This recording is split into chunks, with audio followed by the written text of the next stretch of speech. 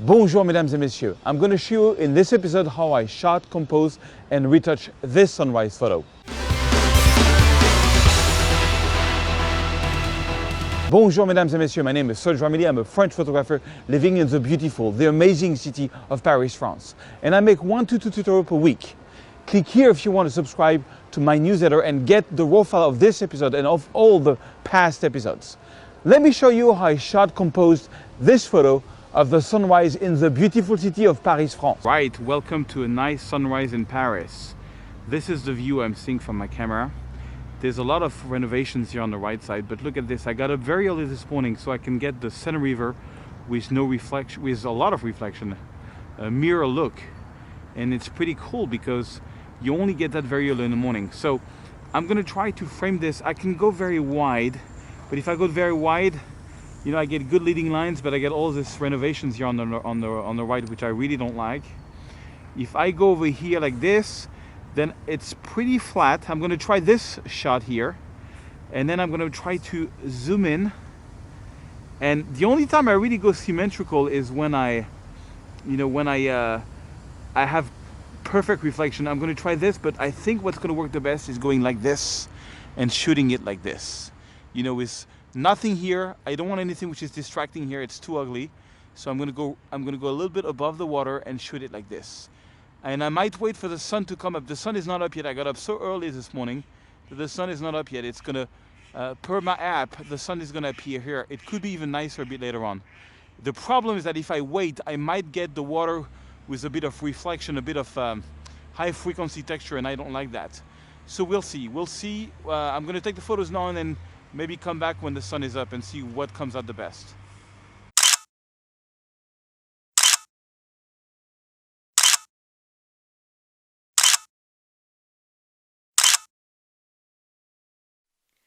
All right, mesdames and messieurs, so before we get into retouching and getting this result, I just want to tell you that at the end of this video, I'm going to give you a full briefing on my best course ever produced. I've been working on it for over a year, my Landscape Masterclass. I'm going to give you all the details about it at the end of the video. I'm very excited about it. But let's jump back to Lightroom. So this is the result we're going to go for. I really like the photo. It's a very natural retouch, sunrise, but still has good drama. And I will show you also all the different framings that I did that morning. Some mornings are more productive than other ones, and this one was really, really productive. So a few tricks about retouching this photo, and more I advance in my career and more I try to either go really HDR, amazing with aura, or very natural. I'm very extreme in both sides. This is more going to be a natural retouching. So as all natural retouching, it doesn't take much. I'm going to just boost the exposure because I really underexposed because I wanted to get the details in the sky. You have to understand that this sky had some details but not that much, and I want to make sure I didn't have it. So my trick was to underexpose. Then I'm going to bring down the highlights. Okay, I'm bringing down the highlights and I'm opening up the shadows as usual. But you really have to be careful with your exposure because it's different. Then I'm going to do my black point and I'm going to do my white point, which is going to reestablish the contrast of the photo. Okay, so that's already a basic looking good. Now, one of the key here is really the white balance. White balance, originally I was going to go for shade, but shade made it much too warmer. You see, that's the result of shade. Daylight made it too blue, and so I decided to go for cloudy, which I don't usually do, but it worked really well on this sunrise photo. So cloudy was my base, all right? Cloudy was my base. So that's the before, that's the after. That's what we've done so far. That's the classic. Now comes the magic. So the magic is, first is to take a little radial filter. And so that's one thing that's really important because I know I get about 50 to 60 photos per day where people want me to review their work. And in some of the occasions, I really see when they use the radial circle, when they use the gradient. If you do it too much, let me show it to you. This is my basic circle. Don't forget to invert the mask and feather it. If you do it too much, what's going to happen is that it's going to look unnatural. I want to be able to do a radial circle. So right now what I'm doing is boosting the exposure. I want to do a radial circle, and when I go back to that photo in 1 month, I want to be able to not see if I used one or not. So on my own photo. So if somebody sends me a photo and it's like completely like this and like this, you know, I know he went too far. He's gone too far. I'm exaggerating. So you have to be subtle. A little bit of exposure, a little bit of color if you want, you know. I'm just adding a bit of temp and a bit of magenta. This morning my computer is lagging a little bit. And let me show you the before and after. The before and after diagonal circle. It's kind of subtle, maybe a little bit more exposure. Just to make it a little shine a bit more, you see? And that's it. I just, because the sun was rising, I just want to put a bit more attention there. So before, without the radial circle, and with the radial circle. So you see, it's not huge. It's not huge. Maybe I'm going to add a bit of saturation on top of it. I think it might be a bit more strong. Okay, so I'm happy with that. Then I'm going to add some contrast on your raw photo, and maybe a little bit of vibrance because it's, you know, liking a bit of color. And now let's take care of the sky. The sky is a bit too bright. I want to get some more details there. And so I'm going to take a gradient filter. I'm going to make one little filter and lower a bit the exposure. Something like this, not too much. I went way too far. And I'm going to add a blue. That's one thing. When I use cloudy or shade, I bring back a little bit of blue on the top of the sky here. Okay, and be very gentle also with the blue. You want it to look natural, not crazy blue. So it goes from blue to you know, magenta and orange here. So what I want to do there is also, I'm going to take a little brush. I'm going to go to exposure. Make sure, as usual, when you use your brush that your feathering is 100% and your flow and density is around 70%. Very important, so that they are more subtle. It's all about subtleties, mesdames et messieurs. Okay, and then I'm going to take my brush. I'm going to brush over here a little bit. Brush maybe a little bit on these buildings. Okay, then I'm going to make a new brush. And you see that shadow is too strong for me, so I'm going to brush there. But why did I make a new brush? I wanted to be able to dial this one down a little bit without touching what I did there.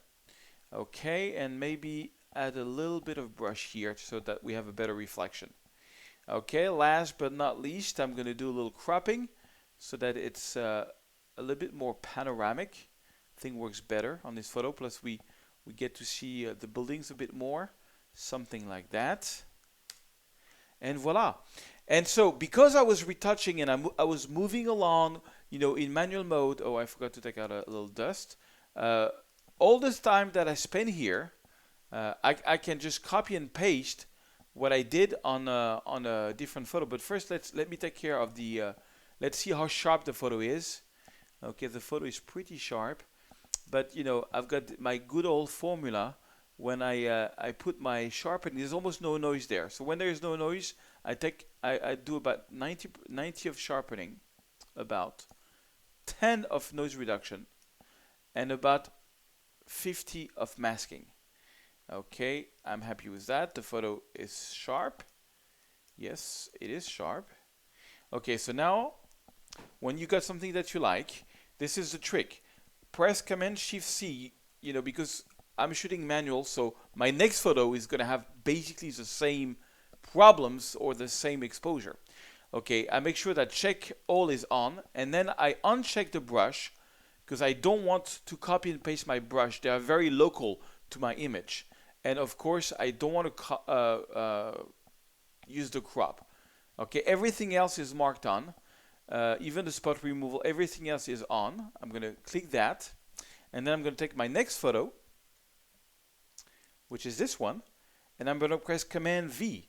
And now all I've done is, boom, it's already there. All I have to do is go to my radial circle and move it back at the right place.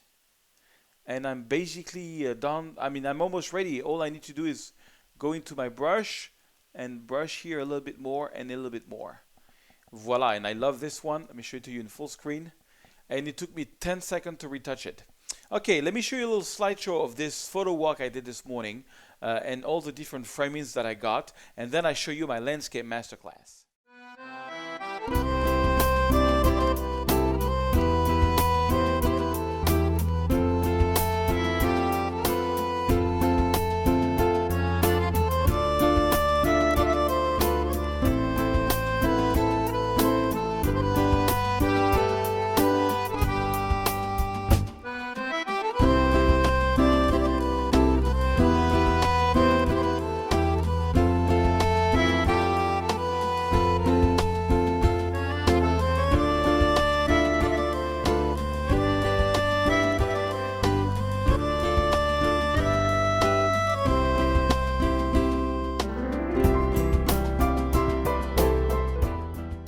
All right, so this is my Landscape Masterclass. Now this course is a completely new way for me of teaching. I've been trying to think how I can improve my tutorials so that you can get more out of it.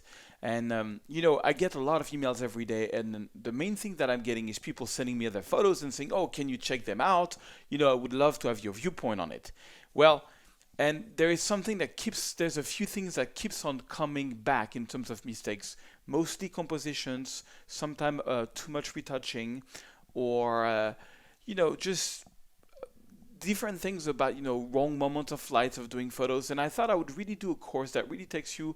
That's the course I would have dreamed on doing when I started. Let me show you what it contains. It's got 48 videos, almost 8 hours of training, and it's in 11 different sections. The section number 1 is called the definition of photography, where we just really look at what the definition of photography, and I give you a lot of examples so that you can see what makes a photo being a nice photo, why it makes a photo being popular or not. That's really what I go into. Of course, it's my viewpoint, it's my taste, but we're getting back to basics from what the definition of photography is.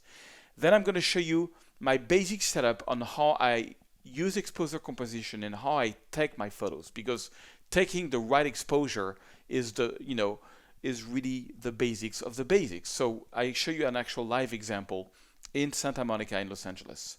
Then I really go into different example of what different f-stops you can do and how you can use this for landscape. Whether you have something that's close to you or far away from you, or you want to get a starlight effect, what f-stop you should use in what different situations. Then we start going into different rule of composition, the rule of third. Playing with leading lines, and I show you a lot of examples of that, framing the frame, foreground, middle ground, background, really tricks that I find over the years really help me get the right composition when I take my photos, and I give you lots of examples on that. Then we're going to go and we're going to do some live example of composition where I'm actually showing you through my camera a lot of different examples of how I compose my photos, and then we're going to go into retouching them, and then I start really getting into the different types of the lights that we have, how to make a great daylight photo come out with a lot of different examples. Daylight is really the worst moment to take photos, but there are some things you can do like black and white to really get some really cool daylight photos. Then we're going to do daylight special effects, because daylight is often boring, so sometimes special effects is going to help them make them pop. You got a great subject but it was shot in daylight. Well, I'll show you how you can do special effects to make that thing really pop, that photo really have a nice light despite the light was not that good. I'm going to give you a whole bunch of presets that comes for free with the course, and that's going to help you with your daylight photos. Then we go into shooting right into the sun, golden hour. How do you shoot golden hour? How do you set your camera for golden hour? How do you retouch golden hour? I'm going to show you an amazing app. I did a full tutorial on photo pills. It's a great app which you can use to find when is the sun going to be where exactly. If you want to plan a photo and you want to get the sun between two buildings or above a specific bridge, well, you can use this app to find out which time of the year that's going to be. Super useful app, amazing app, photo pills. Then we get into the sunset. How do we use our camera to capture the sunset properly? How to get a right exposure and how to retouch sunsets. I'm going to give you a lot of examples. Blue hour can be amazing. Same thing, I'm going to give you live example of blue hours photos, how I frame them, how I retouch them. Different things, how to get a very natural look on the blue hour. Then I'll show you a really cool app called Salt that I use every day to find when is the right time to shoot photos. Then we're going to go into HDR, and this course has a lot of HDR. I've completely updated my HDR workflow, and I'm going to show you how you can use HDR FX Pro, which is free, to get some really cool HDR. I'm going to show you how to set up your camera. I'm going to show you how to use HDR FX Pro on 3 different projects. Then I'm going to show you how to use Aura HDR on 4 different projects, which I think is the best HDR software out there. And then all the photos we did in HDR, I'm going to take them back in Lightroom and make them a natural version of it, so I can compare the HDR version with the natural version. Then we're going to go into one of the most powerful technique there is for landscape for a natural result is digital blending, and how to blend different exposures to get the photo you really want to have. Give you 2 examples on this. Then I'm going to do a lot of live examples of shooting for long exposure using ND filters in New Zealand, in Paris, and in Venice. How I've been using this to, get some cool long exposure effects and how to retouch them. We're going to go into super long exposure, 5 to 8 minutes exposure. How do you do long exposure when you don't have a filter? How to properly shoot a panorama, how to hold your camera to make a great panorama. And then we're going to go into different types of retouching of panoramas, including some of my most favorite panorama ever. Then I'm going to show you a whole workflow on how to do astrophotography, how and where to find the Milky Way exactly, how to do your camera settings, and then we're going to do different astrophotography projects together shooting the Milky Way. All this, of course, comes as usual with source files, but the big new thing about this course is that I have a checklist. What the checklist is going to give you is two things. It's going to give you a sequence of study, how do you go from easier to more complex projects, but also it's going to give you assignments.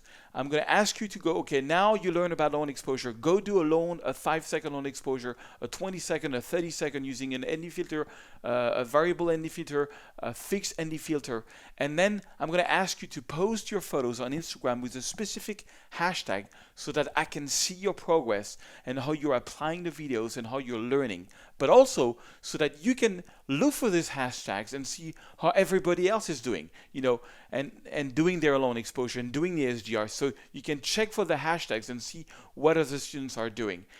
Also, and that's not out yet, but next month I will be taking under my wing 20 to 25 photographers using this course on a special one-to-one project where I will ask you to send me the photos you've been taking as part of this course, and I will coach you on them, tell you if you made it or not, and at the end you can graduate from it. For now, this will be limited to 20 to 25 photographers, and I'm going to talk about this next month. If you're interested, you can always send me an email on my website, and there is already a waiting list for that because it's only limited to 20 to 25 photographers on the planet for now, where I really want to coach you through this course. And at the end, you're going to get an actual diploma where you graduated from the Landscape Masterclass. And once you graduate from the Landscape Masterclass, you can come to a special Facebook group where I will be doing career coaching every week with a different photographer. And you can see how I coach them because I will be recording the videos. But this will be only for the people who graduated this course. So stay tuned for that. That's not out yet, but the course is out. You can purchase it and you can start getting into it. And, I really think I did the best course I ever did because I give really a lot of examples from shooting to retouching on gradients, from easy project to harder and harder and harder. This is all I know, guys. This is all I've learned in 12 years. My work is in 85 galleries around the world. I've done 2 fine arts books. I'm doing a 3rd one now. There are pretty bestsellers around the planet. And I'm not saying this to show off. I'm just saying this. I've had the success with this. I've seen over the years things that work and things that don't. Well, I'm going to share you all my secrets, all the things that works. I'm really excited about this course. If there's only one course you ever want to buy from me, it's this one, the Landscape Masterclass. All right, guys, see you in one of my training videos.